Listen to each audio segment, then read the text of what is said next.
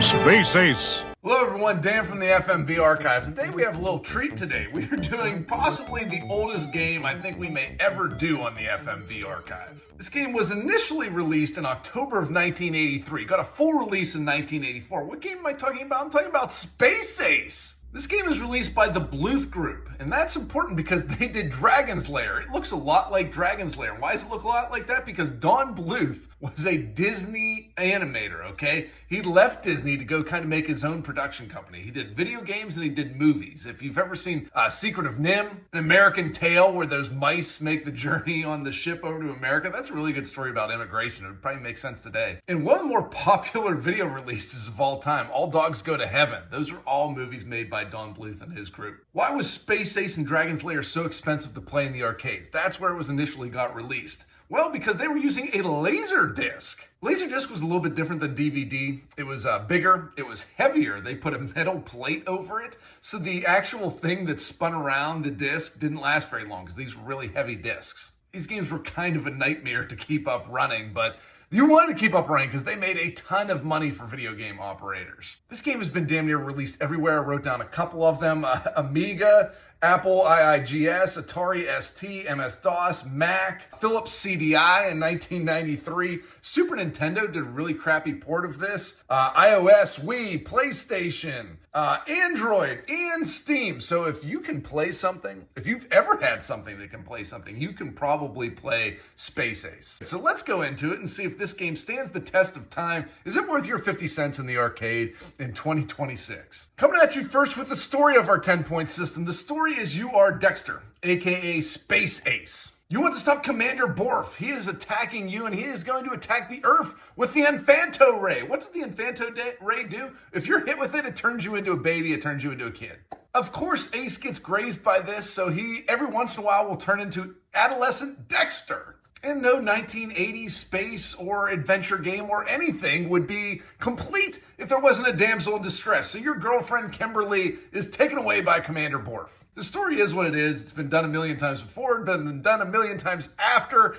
It's a 7. That's just what they did in the 80s. Let's move on to the next one, which is gameplay. Now, if you've ever played Dragon's Lair, this is kind of a quick time event type of game. You run into a scenario and you have to click in a direction. A lot of the times in this, there is a little bit of a cue. Something will light up in a yellow color and you need to go that direction. That's all this game is. There's an energize here. You're in Dexter mode, so you're a little kid. That's usually dashing around, dodging stuff. You can go into Energize, which turns you into Space Ace for a very short time. And that's usually more of a combat-driven thing. Again, you're still doing the same thing. You're going left, right, up, down, maybe hitting the action button every once in a while. You have to be lightning quick. My God, lightning quick. You have nanoseconds to make your decision. And if you don't, you die. Now, in the arcade version, you only had 3 lives, okay? That was not going to be enough. Your game might have been under a minute for that 50 cents the first couple times you played it. It becomes a trial and error game. You will die a million times if you do not know what you're doing. If you've not memorized this, you will die hundreds of times. Hundreds. So you have to play this one with infinite lives. I don't like this type of gameplay. I didn't like Dragon's Lair when it came out. I didn't like Space Ace when it came out. I would see kids playing it and I thought it looked awesome. I would put 50 cents in it. 10 seconds later, I died and I said, no, back to pinball. So I did not care for this game. Do not like the gameplay. 2 overall for the gameplay. Look and graphics. Look, this game is amazing. If you compare this game to other games in 1984, here's a couple of arcade games came out in 1984. Marble Madness, Flicky, 1942, Punch-Out!, Kung Fu Master. These games don't look anywhere near as good as Space Ace does. You're not going to find too many games that look better than this in 1983 or 2026. Absolutely amazing game. 10 out of 10 for looking graphics. Number 4, the dialogue. It is cheesy 80s Saturday morning cartoons. I don't even know. Do those still exist anymore? Who knows? It's fine. It's not as funny as I think it should be. And there should be better quips. Always should be good quips for your superhero and your super villain. Dialogue is fine. We'll give it a 5. Up next, number 5, the consequences. We're going to talk about the consequences in a little bit different manner than we usually do. It's not going to be the consequences quite of the game. It's the consequences of where you play this game. Depending on where you play it, there are scenes deleted, there are scenes added, there's much better graphics, there's total updates to this game, there's a couple different re-releases on this on different systems. You can even play this on a New Wave Toys.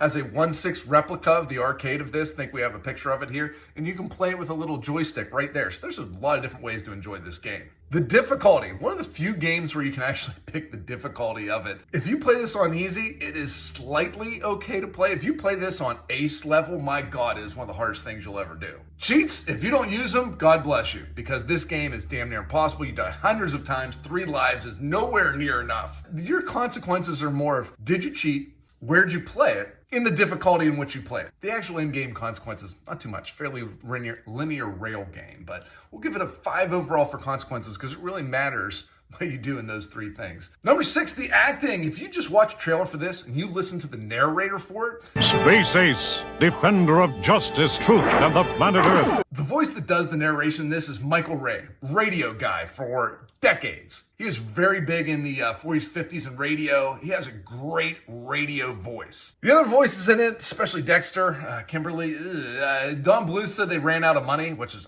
how is that possible? They $2.5 million budget for this game, and they didn't have enough money to hire voice actors in 1983? Oh man, so is a lot of the people that worked on the game do the voices for it. Not great. We'll give the acting a 3. Okay, number 7, the cinematography. Listen, the art package is wonderful. It looks beautiful, but my God, it is like this is edited in a blender. I don't know if there's a shot in this that is over 3 seconds. You're watching the game behind me, everything is boom, boom, boom, boom, boom, boom, boom. And it's not just the movements are quick. The actual shots that they're doing, it isn't on one thing for more than 2 or 3 seconds. So all this beautiful art, now I know they want to make it look fast paced. I know they want to make it look like it's an adventure game and it's moving quickly, but gosh darn it, give me 4 seconds of the same screen. It looks like I'm going to get a seizure the entire time I'm watching this. I hate the cinematography on this. I think it goes way too quick. I'd give it a 1 overall for the cinematography. Even though the shots look pretty cool, they're way too quick to enjoy any of it. Number 8, music and sound effects. This sounds great. I think the sound is absolutely awesome. I love the laser sounds on this. I love all the sound effects in this game. I think it's great. The music also, it just captures that 1980s look at 1950s space movies music. I think it does a really good job at that. Music and sound design can't get much better. It is a 10 overall. It really adds to the game. Number 9, inventiveness. This game is strictly a cash in from Dragon's Lair. Dragon's Lair was wildly popular, so they're just like, what the hell can we do next? This was released essentially 4 months after Dragon's Lair was released. The one thing that is inventive in this, there was cabinet conversions for this. So if you had Dragon's Lair, they gave you the art and they gave you another Laserdisc that you could just put in and turn this into a Space Ace if you wanted to do that. So you can kind of switch back and forth. I'm sure that had been done sometime in the arcade before, but I don't remember it. So I'm going to give you 2 points for inventiveness just because you did something a little bit different. Number 10, fun. Okay, it's not very much fun. It looks fantastic, but the actual gameplay just detracts away from it so much.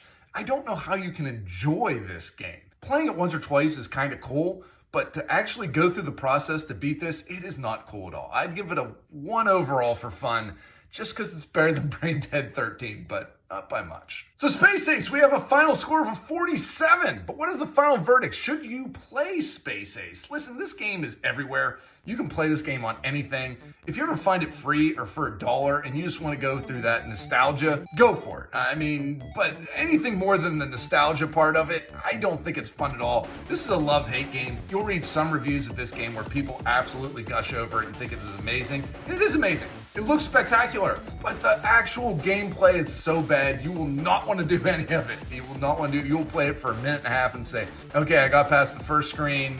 I don't think I'm going to invest 50 hours to memorize the rest of the 10 minutes of this game. Well, I do hope you spend the next 50 hours of watching our treasure trove of stuff we have here at the FMV Archive. Please hit like, please hit subscribe. We have hundreds of videos that are dedicated just to full motion video gaming, walkthroughs, reviews, gameplays, everything in between. Thank you. Have a good one.